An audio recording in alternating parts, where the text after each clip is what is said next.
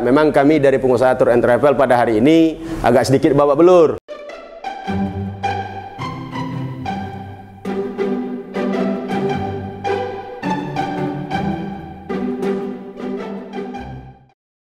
Assalamualaikum warahmatullahi wabarakatuh.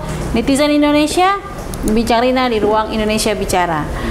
Musibah pandemi COVID-19 seperti kita bahas pada penayangan selanjutnya sudah merubah seluruh aspek kehidupan bangsa. Dan kita akan berbicara kali ini tentang perjalanan umroh jemaah muslim kita. Umroh dan haji dilaksanakan di Tanah Suci, Saudi Arabia. Dan tentu saja pemerintah sebagaimana kita ketahui sudah meniadakan meniadakan haji bagi jemaah Indonesia, tapi tidak dengan umroh, karena umroh juga salah satu perjalanan ibadah yang dianjurkan di dalam agama Islam. Netizen Indonesia, kali ini kita akan bicara mengenai umroh dan bagaimana menjawab kerinduan jemaah haji jemaah umroh Riau untuk ke Tanah Suci. Kita akan berbicara dengan salah satu owner dari Tour and Travel haji umroh yang ada di Provinsi Riau. Kita bicara dengan owner PT Ancipta Wisata yang semenjak tahun 2007 yang lalu sudah memberangkatkan ribuan jemaah umroh dari Provinsi Riau ke Tanah Suci. Assalamualaikum Ustadz Asri Condra ya Ustadz. Waalaikumsalam warahmatullahi wabarakatuh. Sehat Ustadz ya? Alhamdulillah. Baik Ustadz, saat ini masyarakat atau umat muslim di dunia sebenarnya, apalagi di Riau itu sedang bersedih karena kita tidak bisa mengunjungi Haramain, Masjidil Haram dan Masjid Nabawi. Yeah. Nah, untuk haji kita sudah tahu, tidak perlu sebenarnya kita bahas dulu. Nah, umroh ini sekarang bagaimana keputusan pemerintah Arab Saudi dulu terhadap pelaksanaan umroh pasca pandemi ini? Yeah. Bismillahirrahmanirrahim. Assalamualaikum warahmatullahi wabarakatuh. Salam. Bersyukur kita kepada Allah dengan ucapan Alhamdulillahirrabbilalamin. Berselawat kita kepada baginda Nabi Muhammad sallallahu alaihi wasallam dengan ucapan Allahumma salli ala sayyidina Muhammad wa ala ali sayyidina Muhammad.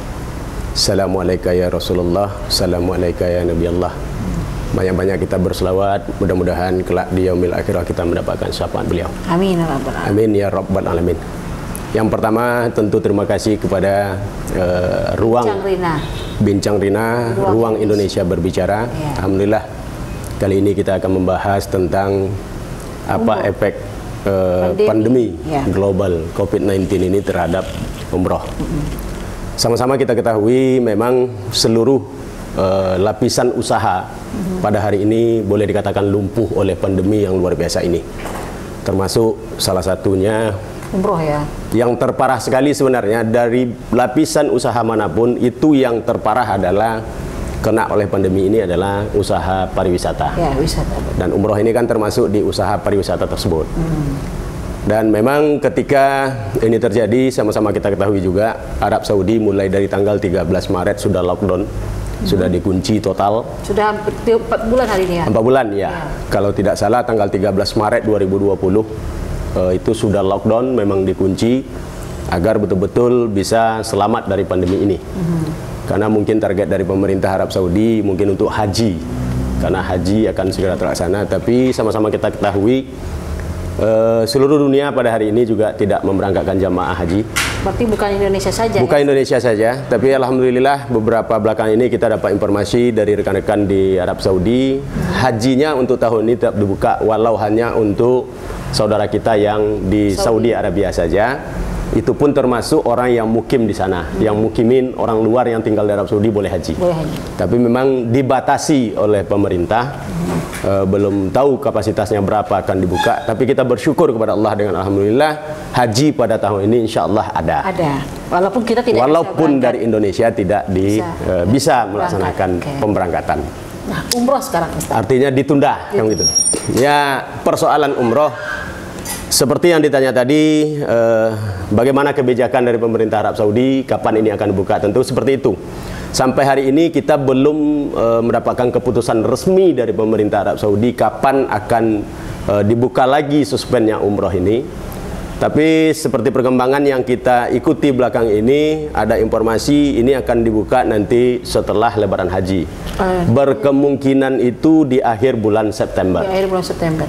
Tentu kita berdoa kepada Allah ini benar-benar terjadi, dibuka lagi suspend untuk beribadah umroh ke sana. untuk melepaskan kerinduan umat muslim untuk tawaf di depan Ka'bah, di Baitullah, untuk berziarah ke makam baginda Rasulullah sallallahu alaihi wasallam di Madinatul Al-Munawwarah. Itu kita berharap, berdoa ini mudah-mudahan ini segera dibuka. Belum fix, tapi sudah belum ada fix, ya. tapi sudah ada informasi itu akan dibuka di akhir bulan September. Baik, ada perubahan tidak pola umroh di bulan September itu nanti dengan pola umroh sebelumnya? Wah, ini jelas. Ini jelas sekali, jauh sekali perbedaannya. Seperti yang sudah kita dapat informasi, mungkin akan diterapkan juga pelaksanaan ibadah umroh dengan sistem protokoler COVID-19. Yeah. Protokoler COVID-19 ini ada beberapa hal yang harus dipersiapkan oleh pengusaha travel umroh, pelayan tamu Allah. Yang pertama itu tentu menyampaikan kepada jamaah yang akan berangkat setelah masa pandemi ini, itu mengikuti harga umroh protokoler COVID-19. Di sini jelas. Naik ya. Memang belum bisa kita fix naiknya berapa, tapi sudah kita perhitungkan juga karena ada protokoler COVID yang pertama itu kenaikan seluruh jamaah umroh nanti akan melakukan tes swab test. Swab test dulu Swab test bukan rapid test ya. Swab test sebelum. Harus ada surat yang menyatakan swab test PCR-nya. Ya. Nah, itu biayanya sudah diperkirakan 2 juta sampai 3 juta. Satu jemaah. Satu jemaah. Dan ini memang ditanggung jemaah tidak Iya, itu tidak ditanggung oleh pemerintah. Nah, ini sudah jelas untuk ini 3 jutaan. Kita ambil angka yang paling tinggi 2 juta sampai 3 juta karena bervariasi ini. Ya. Riau, Jakarta ini segala macam bervariasi. Ya, kita ambil 3 juta saja. Dan setelah itu ada juga informasi memang nanti ketika berangkat umroh itu kamar yang biasanya bisa kuat, bisa triple, ini tidak bisa dipakai lagi. Kamar double semua, maksimal 2 orang, berarti seperti itu. Nah, kalau memang ini diterapkan oleh pemerintah Saudi Arabia, oleh kerajaan Saudi Arabia, tentu kenaikan juga kepada jemaah. Ya, biaya kamar juga ada naik. Ya, naik. Itu diperkirakan juga 3 juta sampai 3,5 juta. Kenaikannya dari kenaikan dari harga yang sebelumnya. Sudah 6 juta jadinya peningkatannya. Terus mungkin juga nanti seat di pesawat juga akan dibatasi. Berapa persennya belum kita dapatkan juga, tapi sudah jelas itu juga akan ada kenaikan di tiket pesawat. Setelah itu mungkin di bus yang akan kita pakai city tour di sana juga nanti akan ada kenaikan. Karena biasanya jemaahnya banyak, pasti dikurangi. Ya, dikurangi. Biasanya kita 51 bus, kemungkinan isinya 25 tetap membayar yang untuk 50. Nah, ini tentu ke jamaah juga. Nah, ini ke jamaah juga. Jadi sudah kita hitung estimasi kasarnya itu sekitar 40%-an kenaikannya. Kalau harga yang kemarin 25 juta 12 hari, kemungkinan yang protokoler COVID ini di angka 35-36. Kenaikan yang sangat signifikan itu ya. Signifikan untuk saudara-saudara kita yang rindu ke sana, untuk ayah bunda kita yang rindu ke situ. Tapi ada perubahan juga di dalam pelaksanaannya. Itu tadi biaya sudah pasti ya. Mungkin biasanya ada perubahan pelaksanaannya, itu bagaimana? Yang jelas memang informasi yang kita terima untuk pelaksanaan rangkaian ibadah di sana juga dibatasi oleh kerajaan Saudi Arabia, khusus yang menjaga 2 masjid suci kita, Masjid Nabawi dan Masjidil Haram di Makkatul Al-Mukarramah. Yang mana sudah diinformasikan masjid itu dibuka 10 menit sebelum waktu sholat, dan 10 menit setelah waktu sholat itu jamaah sudah harus keluar. Artinya mungkin jamaah yang akan melaksanakan ibadah umroh ke depan tidak bisa itikaf dalam masjid, tidak bisa berlama-lama dalam masjid. Kita biasanya kan duduk dulu, menatap ini kan memang dengan untuk berdoa yang banyak, untuk menyampaikan doa-doa kawan-kawan ini. Itu kan begitu kan? Bagaimana dengan sholat duha? Ya, ini tentu diambil kebijakan oleh pemerintah di sana tentu untuk mengurangi dampak daripada pandemi ini. Karena sama-sama kita ketahui juga Baitullah itu, Ka'bah itu adalah tujuan daripada umat muslim semua. Ketika nanti ada terkontaminasi oleh pandemi COVID-19 di sana, tentu setelah mereka pulang akan menyebar kepada seluruh negara Indonesia. Kita apresiasi juga pemerintah Arab Saudi yang mengambil kebijakan ini. Kita pahami lah sebenarnya. Tapi ketika suspend telah dibuka, ayah bunda kita sudah bisa lagi datang ke Makkah, sudah bisa lagi untuk tawaf depan Ka'bah, itu sudah suatu hal yang luar biasa. Saya rasa itu tetap. Tapi kalau untuk pergi ke Raudhah tetap bisa. Raudhah informasinya sampai sekarang memang masih belum dibuka, dan nanti pun ketika berangkat ibadah umroh kalau memang penerapan protokoler COVID-19 tetap ke Raudhah akan dilarang. Karena sama-sama kita lihat live di TV pada hari ini di televisi juga imam daripada Masjid Nabawi di belakangnya Raudhah. Baik, sebagai pemandu hari ini yang biasa membuat jemaah dengan kondisi ini, Ustadz menyarankan apa kepada jemaah ini? Tetap akan berangkat dengan kondisi yang pas-pasan seperti itu atau seperti apa? Mereka bayar mahal, fasilitas lebih sedikit. Ya, ini juga yang selalu kita sampaikan kemarin sebelum adanya pandemi COVID-19, di ketika kita melaksanakan kajian rutin di hotel, kajian menjemput keajaiban Baitullah kita di hotel ini, yang selalu kita sampaikan ketika akan berangkat ke Makkah itu sebenarnya tidak urusan uang. Pada hari ini sama-sama kita ketahui, dibuktikan oleh Allah, adapun uang kita sekarang ini banyak, tapi kita sudah nggak bisa terbang. Tidak bisa kita melaksanakan perjalanan ke sana. Makanya selalu kita sampaikan, di saat hari ini kita bisa sampai datang ke Baitullah, tapi kita tak mau, nanti akan datang suatu masa di saat kita rindu tidak sujud ke sana, tapi kita tidak bisa. Dulu kita persoalkan tidak punya uang, kita punya uang, tidak berangkat. Tak berangkat. Sekarang punya uang banyak, kita mau tidak bisa berangkat. Walaupun dibuka suspend nanti kita berangkat. Ka'bah sekarang sudah pakai masker 2 lapis, sudah dibatas. Artinya apa? Jamaah umroh ke depan tidak bisa lagi nangis di dalam Hijr Ismail, tak bisa lagi sholat dan sebagainya, tidak bisa mencium Hajar Aswad, tak bisa memegang kiswah Ka'bah. Artinya sama bagi kawan-kawan, saudara ayah bunda kita yang sudah berangkat. Dulu ketika berangkat ke Makkah bisa memegang kain kiswah Ka'bah, bisa memeluk. Pada hari ini sudah dibatas. Bisa cium Hajar Aswad juga, bisa berlama-lama di depan Ka'bah, itu dia. Begitu ya. Makanya saya katakan, kalau ditanya apa saran saya, ketika memang sudah dibuka berangkatlah. Ketika punya kesempatan, karena tidak tahu kan Ustaz apa yang akan terjadi. Betul. 6 menit kemudian, apalagi tahun kemudian seperti sekarang kan. Di saat sudah punya uang banyak, pemerintah tidak mengizinkan. Nah, itu selalu juga kita sampaikan seperti itu. Akan datang suatu masa nanti yang orang melarang-larang kita datang ke sana. Nah, kalau semakin kita tunda, ya seumur hidupnya kita tidak akan sampai ke sana. Artinya jika hari ini ada jemaah yang ingin umroh, berangkat sajalah. Mungkin memang kalau hari ini kita hanya dapat fasilitas duduk hanya 10 menit di masjid, itu mungkin itu terbaik pada hari ini. Tahu juga besok mungkin nyawa kita tidak. Itu dia. Itu. Makanya kita sandarkan juga kepada firman Allah seperti yang disampaikan oleh Allah Subhanahu wa taala, la yukallifullahu nafsan illa usaha. Allah tidak akan membebankan hambanya itu kalau hambanya itu tak sanggup memikul beban itu. Nah, makanya jangan lebih pikir, nanti ajalah kalau sudah dibuka ini normal apa segala macam. Kalau ya dibuka normal, ya kita nggak bisa berbicara seperti itu. Silakan saja kalau sudah dibuka suspend oleh pemerintah Arab Saudi, sudah dibuka oleh pemerintah Indonesia, daftarkan diri kita. Persoalan kita kapan sampai, persoalan sampai di sana seperti apa, itu urusan Allah Subhanahu wa taala. Mana tahu nanti kita sampai di sana semuanya baik-baik saja. Kita kan juga tidak tahu seperti itu. Benar. Nah, Ancipta sendiri hari ini persiapannya untuk September itu seperti apa? Kita sebenarnya dari Ancipta Wisata Provinsi Riau pasti sudah buka pendaftaran lah ya. Dan Indonesia pada umumnya memang kita sudah membuka kembali untuk memfasilitasi ayah bunda kita, saudara-saudara kita yang rindu untuk sampai ke Baitullah untuk melaksanakan ibadah umroh. Tentu pada hari ini juga kita informasikan kepada ayah bunda kita, tentu harus dengan persiapan protokoler COVID dulu. Dengan yang seperti yang kita sampaikan tadi, ini mau tidak mau tentu harus kita laksanakan dan jalankan. Insya Allah kami dari Ancipta Wisata se-Indonesia juga sudah kembali untuk membantu saudara-saudara kita memulai langkahnya ke Baitullah. Mungkin ada beberapa hal juga yang kita persiapkan. Di dalam perlengkapan ibadah umroh itu sudah harus ada hand sanitizer, ada masker, sudah ada termo untuk mengukur suhu minimal. Yang biasanya cuma ada kain ihram. Ini ada lagi penambahan itu kita tetap itu disediakan oleh tentu ini kita sediakan sambil menunggu keputusan fix dari Kerajaan Saudi Arabia.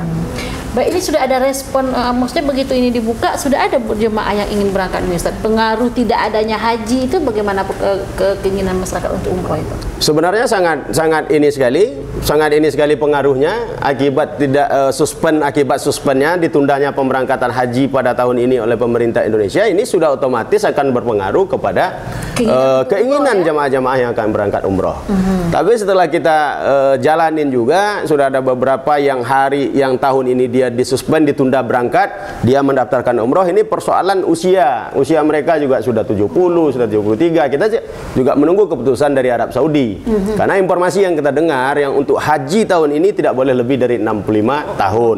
Umroh juga akan seperti itu. Nah, ini yang kita belum fix. Nah, ini kan kita berharap tidak ada batasan lah umroh itu. Semoga kita berdoa kepada Allah, mudah-mudahan tidak ada batasan, tidak tidak diterapkan juga sistem yang dipakai di haji yang batasan umur seperti ini. Kenapa? Karena jamaah umroh dari Indonesia ini rata-rata memang sudah ayah bunda kita yang sudah lanjut usia. Kalau ini diberlakukan, tentu walaupun tinggi minatnya untuk berangkat umroh, kita akan berpikir ulang juga. Iya. Karena memang resikonya lebih tinggi. Kita menghindarkan resiko, jangan sampai nanti bermasalah. Karena ada satu keputusan Arab Saudi yang perlu juga kita cermati. Nanti orang yang akan masuk ke Arab Saudi harus bersedia untuk dites lagi di sana. Oh, berarti 2 kali tes. Nah, kalau seandainya nanti dia memang terkontaminasi COVID atau reaktif, itu dia bersedia di karantina 14 hari. Sementara umroh kita hanya 12 hari. Nyampe nanti di Jeddah atau di Madinah beliau di karantina, ayah bunda kita 14 hari di sana, sudah bayar tawaf, sa'i, tahlul nggak dapat. 14 hari sana ini kan jadi ini problem juga bagi kita penyiar Baitullah, bagi kita yang melayani tamu-tamu Allah ini. Untuk ke pemerintah sebagusnya Ustaz minta apa ini? Harusnya pemerintah menurut Ustaz seperti apa menyikapi kondisi umroh ini? Saya rasa kalau untuk pemerintah sudah bagus untuk pelayanan ibadah umroh dengan adanya sistem Siskopatu itu semuanya sudah bagus, dan pada hari ini juga masih dikunci sistemnya. Tentu pemerintah Indonesia sendiri juga menunggu keputusan dari Arab Saudi. Tentu pemerintah Arab Saudi, pemerintah Indonesia kita berharap nanti mengambil keputusan-keputusan yang betul-betul menguntungkan kepada calon-calon jamaah dari Indonesia. Seperti yang kita ketahui, jamaah dari Indonesia ini juga termasuk salah satu jamaah yang terbesar di dunia untuk melaksanakan ibadah umroh. Paling banyak umroh dari seluruh dunia. Harapan kita selanjutnya, kepada pemerintah tentu memang harus selektif untuk menerbangkan ke depan. Betul. Harus selektif betul. Tidak semua travel harusnya ya. Ya, boleh semua travel yang punya izin PPU itu boleh semuanya boleh, tapi tentu untuk penerbangannya harus betul-betul dikawal dikawal di bandara, dikawal di apa ini perlu sekali agar memang sebelum terjadi hal-hal yang kita tidak inginkan, karena ada lagi nanti tes mungkin di Arab Saudi. Nah, ini dari sini harus kita finishkan, karena menurut informasinya swab test itu atau rapid test itu cuma 7 hari kadar berlakunya, masa berlakunya. Ini kan jadi pertimbangan kita juga. Sementara jamaah ibadah umroh kita harus ambilkan tiket pesawatnya 1 bulan sebelum terbang. Nah, kalau masanya cuma 7 hari, nah ini ada kemungkinan. Ini reaktif, nah itu bikin masalah. Nah, ini bikin masalah, dan ini juga perlu mungkin dipikirkan, disikapi oleh pemerintah Indonesia, karena walau bagaimanapun ibadah umroh ini kan dikawal oleh pemerintah di bawah kemenangan Kementerian. Artinya tolong proses tesnya itu harus selektif betul. Tidak mubazir dan dihindarkan juga. Memang kami dari pengusaha tour and travel pada hari ini agak sedikit babak belur. Betul. Babak belur juga. Ada jamaah kami yang memang jadwal berangkat kemarin bulan Maret itu ditunda, bulan April tanggal 9 itu ditunda. Yang full Ramadan juga ditunda. Bagaimana dengan nasib jemaah yang ditunda itu? Mereka langsung berangkat atau seperti apa? Jemaah itu nanti kita akan kembalikan lagi ketika keputusan Kerajaan Saudi Arabia sudah ada. Nanti akan kita keluarkan harga terbaru kita kepada mereka. Ya, harga terbaru akan kita umumkan. Kalau seandainya memang mau berangkat dalam keadaan protokol COVID, tinggal nambah. Kita tinggal menambah, kita proses pemberangkatannya. Tapi kita menunggu. Dan insya Allah kami dari Ancipta Wisata, walaupun dibuka nanti di bulan September, Oktober, November, Desember, kita akan mengambil rank mungkin pemberangkatan awal kita Januari 2021. Supaya lebih ya. Memang ada juga kenaikan, tapi kita prediksi tidak akan banyak. Tidak sebanyak. Ya, tidak sebanyak yang kita memang kita masih berharap, berdoa kepada Allah. Karena doa ini adalah senjata utama daripada kaum mukmin. Kita berdoa kepada Allah betul-betul memang COVID-19 ini segera berakhir dan segera kembali dibuka keran untuk usaha-usaha yang lain. Insya Allah mudah-mudahan di Januari 2021 itu sudah lebih baik dan tidak terlalu banyak penambahannya. Baik, ini kita bicara Ancipta sedikit. Nah, Ancipta kira-kira keunggulan apa yang bisa Ustadz tawarkan kepada jemaah kita? Ya, Ancipta Wisata ini memang agak sedikit berbeda daripada tour and travel yang lain. Kita selama ini memang membukakan jalan untuk ayah bunda kita untuk memulai langkahnya ke Baitullah, dan kita rutin sebelum pandemi Covid melaksanakan kajian di hotel dan itu gratis. Kajiannya berisi bagaimana supaya kita bisa sampai ke Baitullah segera.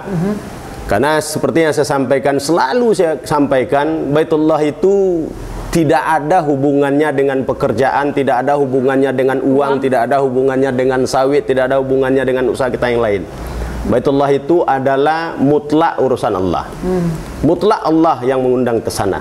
Berarti ini hanya masalah undangan dan yang dapat. Persoalan ke sana itu memang betul-betul kita menjadi duyufur rahman, tamu Allah. Ya. Ketika kita akan menjadi tamu Allah, tentu kita memantaskan diri kita.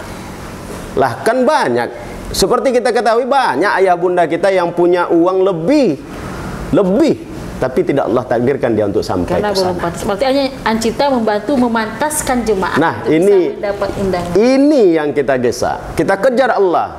Kita diberi oleh Allah itu modal utama kita doa. Kita memaksimalkan doa kita kepada Allah. Mungkin selama ini ayah bunda kita masih belum lagi berdoa khusus untuk ke Baitullah. Terus kapan kita mau diundang doa ke Baitullah aja ndak mau.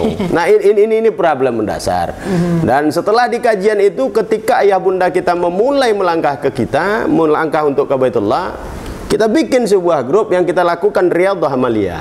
Dengan proses apa kita ke Mekah? Makanya kita ajarkan juga di Ancipta Wisata ini, menuju Baitullah itu memang betul-betul dengan cara Allah. Apa itu? Setelah kita memantaskan diri kepada Allah, kita tambah dengan amalan-amalan khusus kita. Apa itu? 3 yang kami ajarkan di sini. Yang pertama, senantiasa beristighfar. Lazimkan beristighfar. Astaghfirullahalazim wa atubu ilaih. Banyak sekali maksiat, banyak kali dosa kita, tapi kita lupa beristighfar kepada Allah. Setelah kita beristighfar, perbanyak selawat, Allahumma salli ala sayyidina Muhammad wa ala ali sayyidina Muhammad. Allahumma salli ala sayyidina Muhammad wa ala ali sayyidina Muhammad. Nah, ini yang harus kita perbanyak. Karena ketika kita sudah berselawat kepada baginda Rasulullah sallallahu alaihi wasallam, mudah-mudahan itu tercatat sebagai kerinduan kita kepada beliau. Nah, inilah nanti yang akan menjadi afirmasi kita untuk sampai ke sana. Dan ini dilakukan oleh Ancipta bagi jemaah. Nah, ini yang kita bikin. Kita bikinkan grupnya. Insya Allah setelah itu kita juga sarankan yang ketiga, sedekah. Perbanyak sedekah. Minimal 2.000 pagi, 2.000 malam, 2.000 pagi, 2.000 malam. Nah, makanya kita selalu juga sampaikan, mau berangkat dengan travel manapun ke Mekah, silahkan. Mau travel biru, travel hijau, travel hitam, itu boleh. Tidak ada soalan tidak harus berangkat dengan Ancipta, tidak. Tapi yang jadi persoalan adalah ketika ayah bunda pada hari ini sudah bisa datang ke sana, tapi tak datang dia. Bahkan sampai hembusan napas terakhirnya tak sampai dia ke Baitullah. Ini akan menyesal nanti di liang lahat. Ini yang selalu kita sampaikan. Sekarang sudah terbukti ya. Terbukti sudah. Kita kemarin tidak mau berangkat dengan alasan ada uang segala macam. Nah, ini kita mau berangkat malah tidak bisa. Sekarang tanya saja, mana yang punya duit bisa nggak ke Mekah pada hari ini? Nggak bisa.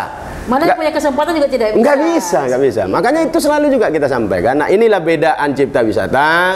Ancipta Wisata itu hanya mendorong ayah bunda kita melangkahlah. Melangkah dan pantaskan diri kita kepada Allah. Bagaimana kita memantaskan diri kepada Allah? Kata baginda Rasulullah sallallahu alaihi wasallam, sesungguhnya segala sesuatu penyakit itu insya Allah pasti ada obatnya. Obat yang paling mujarab, obat yang paling ampuh untuk menghapus dosa maksiatmu adalah ucapan astagfirullahaladzim, istighfar. Bagaimana kita akan diberangkatkan Allah, akan diundang Allah ke sana? Kita maksiat, kita dosa, kita kilap, kita menceritakan orang, tapi mulut tidak lazim istighfar. Ini yang jadi problem. Ini yang kita sampaikan terus. Istighfarlah di mana saja berada, beristighfar. Sibukkah kita? Lebih sibuk mungkin dari Rasulullah sallallahu alaihi wasallam. Repot kita, lebih repot lagi baginda Rasulullah sallallahu alaihi wasallam. Tapi baginda Rasulullah sallallahu alaihi wasallam tidak pernah meninggalkan istighfar. Riwayat hadis menjelaskan minimal beliau beristighfar 1 hari itu 100 kali. Sebagian hadis menyatakan 70 kali beliau beristighfar. Akhlak paling baik, hati paling luar biasa, sedekah yang paling hebat baginda Rasulullah, ibadah yang paling luar biasa baginda Rasulullah. Beliau yang paling hebat.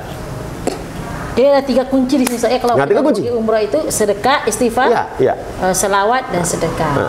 Makanya baginda Rasulullah sebegitu sibuknya dia masih beristighfar. Makanya saya juga para ulama kita menyampaikan istighfar itu adalah kalamnya baginda Rasulullah sallallahu alaihi wasallam. Sebentar. Baik, kita satu tema dulu. Nanti cut ya. Cut satu tema dulu. Baik, penitizen Indonesia. Jadi begitu tadi persoalan umroh itu sebenarnya pada hari ini memang belum ada keputusan dari pemerintah Arab Saudi.